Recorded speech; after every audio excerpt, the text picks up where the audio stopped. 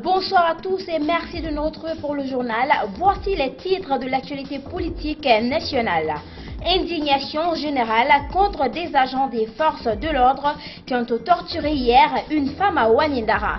La vidéo les montre en train de se servir de cette nourrice comme bouclier humain pour empêcher la réplique des jeunes visés par leurs grenades lacrymogènes. Nous reviendrons sur cette scène horrible dès le début de ce journal. Et puis nous parlerons de cette cacophonie autour d'un accord que le gouvernement a signé mardi avec certaines structures syndicales sans la présence des initiateurs de la grève des enseignants. Le SLEG trouve cette attitude des autorités comme une provocation et promet de frapper fort. C'est tout pour le sommaire, dans un instant les détails. Une fois de plus, bonsoir. Je vous l'annonçais dans les titres. La police guinéenne encore dans la tourmente. Une vidéo montrant des agents de maintien d'ordre en train de torturer une femme à Wanindara est devenue virale sur la toile depuis hier mercredi. Une bavure policière qui a mis les autorités en difficulté jusqu'au sommet de l'État. Ce jeudi, c'est la une de l'actualité nationale. Reportage grand format. Il est signé Sekou Jamal Pendessa et Souri Kanjabangwa. Voilà la vidéo qui a provoqué l'indignation quasi générale sur la toile. Des agents de la CMS numéro 3 d'Anko 5, filmés par une citoyenne dans une bavure policière difficile à nier. On les voit prendre une dame en otage pour s'en servir comme bouclier humain afin d'empêcher la réplique des habitants de ces maisons visées par leurs grenades lacrymogènes.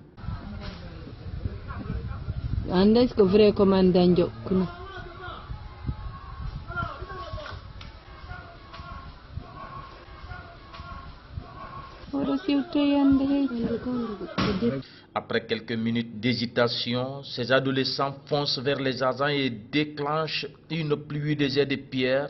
Les preneurs d'otages chargent. Mais avec la détermination des enfants, les policiers prennent la fuite et tentent de partir avec la dame kidnappée.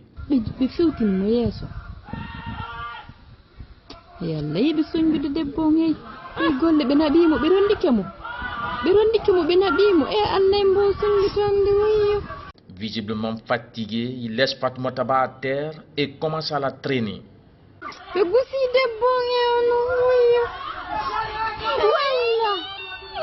Les enfants qui tentent de sauver la dame continuent de les pourchasser et finalement, l'otage est abandonné. Ses preneurs se cherchent.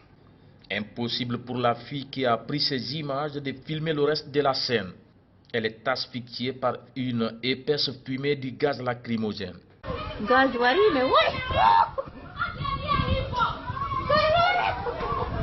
Ce jeudi matin, nous avons rencontré la dame qui a échappé au kidnapping des agents de la CMS. Elle nous raconte sa mésaventure.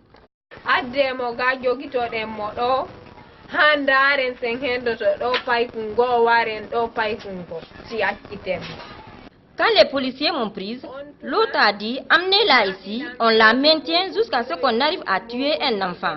Après, on la laisse. » C'est ainsi que les enfants ont commencé à ramasser des cailloux pour me venir en aide.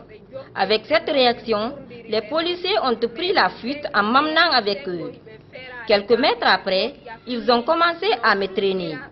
Mais puisque les enfants les pourchassaient avec des jets de pierre, ils m'ont finalement abandonné à terre.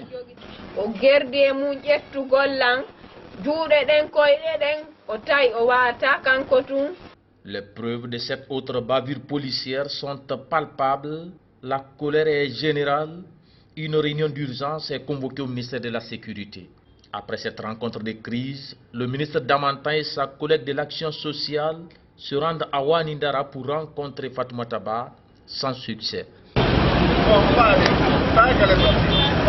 Ça ne plaît à personne qu'une femme soit traitée ainsi.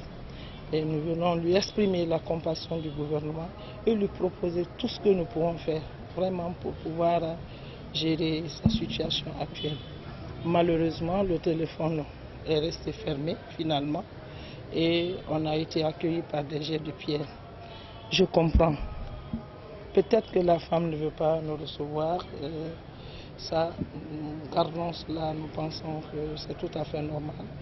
Certainement, elle veut se cacher ou bien elle a honte, mais nous exprimons toutes nos compassions.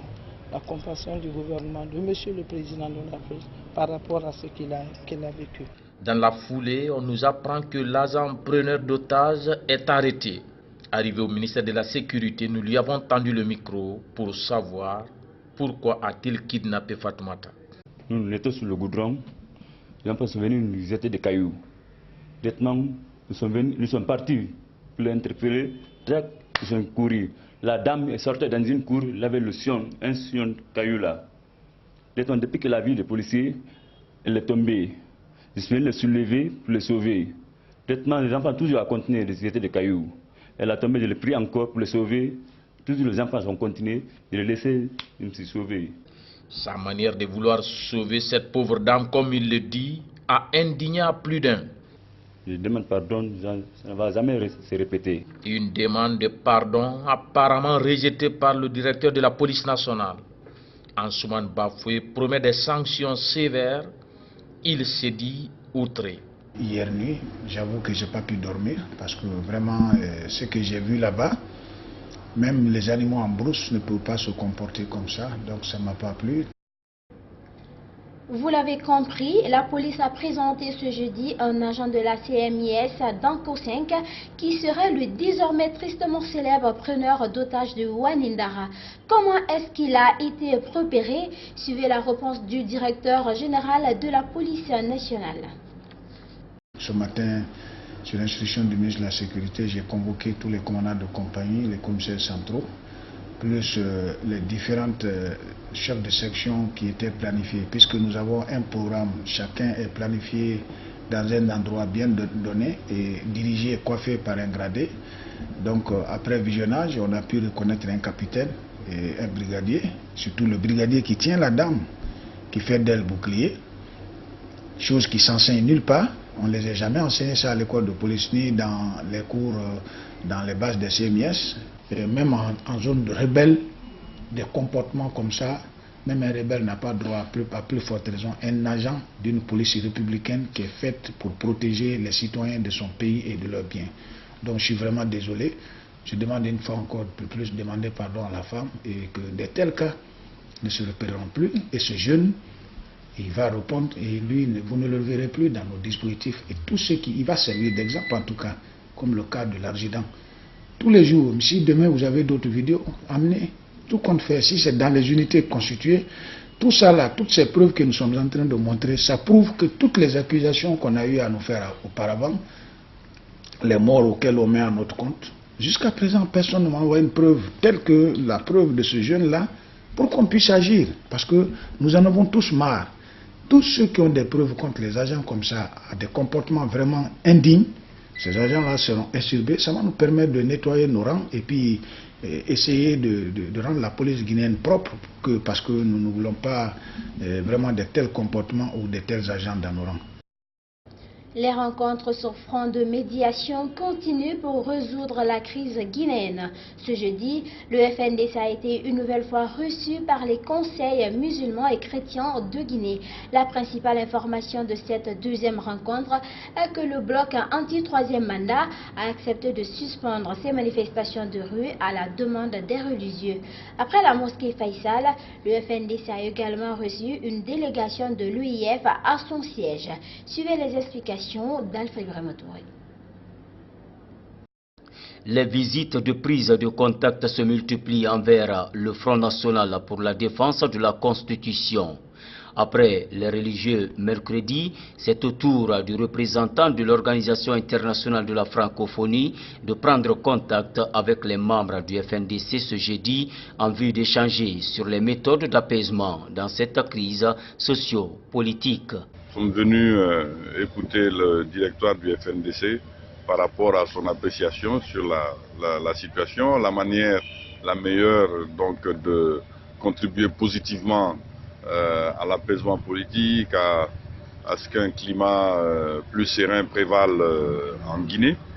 Abdraman Sano déclare que le FNDC a fait savoir à la mission de l'OIF les préoccupations qu'il a de la situation en ce qui concerne les inquiétudes et les attentes du peuple par rapport à l'engagement de l'OIF. On leur a expliqué un peu comment nous sommes ouverts au dialogue et quels sont, de notre point de vue, les possibilités qu'il y a à faire en sorte que la Guinée aille vers l'apaisement, parce que personne n'a intérêt aux violences.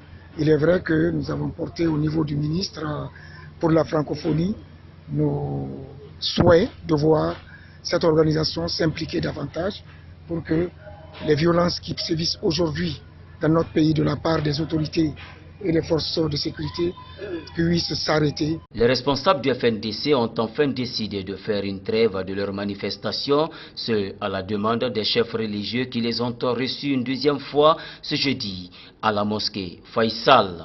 Elles ont fait une déclaration que tout le monde est au courant maintenant, ou en tout cas dont tout le monde connaît la teneur, et avec ces appels et la démarche envers nous, nous avons accédé de faire une trêve pour la semaine prochaine en attendant de voir comment vont évoluer leurs démarches auprès des autorités guinéennes.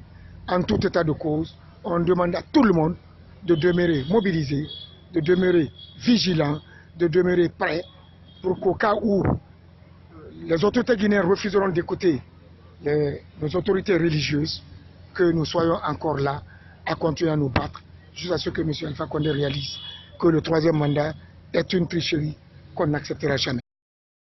Autre crise, c'est celle qui mine le secteur de l'éducation. Le gouvernement pense avoir résolu cette dernière, mettant en exergue l'accord qu'il a signé mardi avec des structures syndicales à l'absence des initiateurs de la grève des enseignants. Réuni ce jeudi en assemblée extraordinaire, le SLEG a exprimé son indignation face à cette attitude des autorités. Aboubakar Souma promet de frapper fort, n'est-ce pas, Ansoubaï le Balé? Malgré sa non-participation aux négociations qui ont permis la signature d'un protocole d'accord mardi dernier entre certaines structures syndicales et le gouvernement dans le secteur de l'éducation, Aboubakar Souma et sa troupe n'entendent pas reculer dans leur combat. Pas de recul, pas de recul, pas de recul, pas de recul, jusqu'au bout, jusqu'au bout, la grève continue, jusqu'au bout.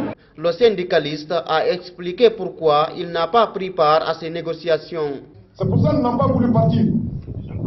Parce que c'était un coup monté par le ministre du Travail, comme il l'a fait le 1er mai, avec ces mêmes structures. Il nous a rassuré que de venir au palais du peuple et qu'ensemble on devait fêter, toutes les centrales devaient fêter ensemble. C'est lui qui nous a invités. Nous avons été à la fête. Pendant que les camarades nous attaquaient, il était assis dans le bureau, dans le salon d'honneur du palais du peuple. Il parle d'ailleurs de trahison de la part du gouvernement avec lequel il avait signé le protocole d'accord de janvier 2019 qui, selon lui, tarde toujours à connaître des avancées significatives en faveur des enseignants. Et nous avons pris un acte officiel d'exclusion de ces camarades. Donc si le gouvernement accepte de négocier avec ceux-ci, c'est que c'est une trahison de la part du gouvernement, c'est une irresponsabilité du gouvernement. On parle de primes d'incitation pour les enseignants dans le protocole d'accord signé mardi dernier à Conakry. Aboubakar Souma, lui, ne trouve pas cela comme une résolution à la souffrance de l'enseignant. Prime d'incitation, c'est ce qui peut résoudre le problème de l'enseignant, alors que nous sommes en train de croupir dans la misère, alors que nous sommes en train de distribuer des sommes colossales, des salaires colossaux aux magistrats. Nous avons vu un magistrat qui a comme une prime de transport de 4 millions. C'est le moment, d'après Aboubakar Souma, de démontrer qui, entre son syndicat et les autres signataires du protocole d'accord, est plus représentatif sur le terrain. C'est le moment maintenant de démontrer entre eux et nous qui est sur le terrain.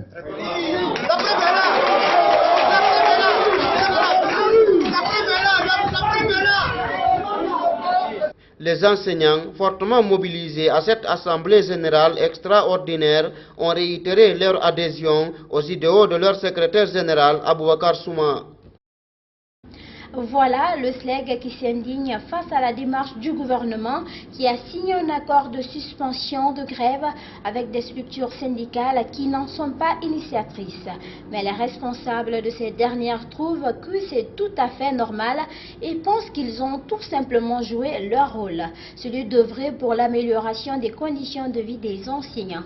Ansubel Balé a rencontré Michel Pépé Balamou, secrétaire général du SNE, signataire de cet accord controversé. Suivez. Le syndicat national de l'éducation SNE est partie prenante au dernier protocole d'accord controversé signé mardi avec le gouvernement. Son secrétaire général a livré le contenu du dit accord dans cette interview. C'est un ouf de soulagement. D'abord, la première chose à obtenir, c'est que c'est l'unité d'action syndicale, puisque le gouvernement a jugé nécessaire d'inviter toutes les structures syndicales, parce qu'on sait que ça bénéficie à tous les enseignants des structures syndicales. La dernière chose est qu'on a eu une prime d'incitation pour pallier au déficit d'enseignants en zone rurale. Par exemple, quand vous prenez les districts et villages, ils vont avoir une prime mensuelle de 1 300 000 francs guinéens par mois. Vous prenez les sous-préfectures, 1 million par mois. Les préfectures, 750 000 francs. Les chefs de région comme Kilia, Mamou, Kankan et Zirikouré vont avoir 600 000 francs par mois et Conakry, bien entendu, 450 000 francs. Les négociations qui ont permis la signature de cet accord se sont passées sans la participation d'Abouakar Souma du SLEG. Beaucoup parlent à ce sujet de récupération de la part de ceux qui ont pris part aux négociations. Le secrétaire général du SNE a donné sa réponse. Oui, récupération, c'est parce qu'on ne connaît pas les BAB du syndicalisme. Le syndicat des pharmaciens n'est pas allé en grève. Et il a obtenu quelque chose. Le DG a menacé les enfants. C'est-à-dire, les gens pensent que impérativement il faut une grève. Non. La grève, c'est la phase ultime où on a toutes les voies de recours ont été épuisées, on n'a pas trouvé de solution. Donc, il ne faut pas que dans ce pays, on souhaite que tout le temps qu'il y ait des grèves. Le syndicat et le gouvernement ne sont pas des ennemis. C'est des partenaires, c'est des associés. Donc, il faudrait qu'autour de la table, nous trouvions cette solution. Pépé Balamou a déclaré que les résultats obtenus ne sont pas pour un seul camp, mais c'est pour tous les enseignants de Guinée. Les enseignants n'ont pas besoin de savoir qui a donné là, qui n'a pas donné. C'est que ça va profiter aux enseignants qui sont avec eux, aux enseignants qui sont avec nous. Ce syndicaliste poursuit en disant que ces négociations, bien que controversées, constituent un début de l'unification du monde syndical guinéen. Et voilà, mesdames et messieurs, c'est ainsi que prend fin cette édition d'information réalisée par toute l'équipe de Ganga RTV. À tous, merci de l'avoir suivi et bonsoir chez vous.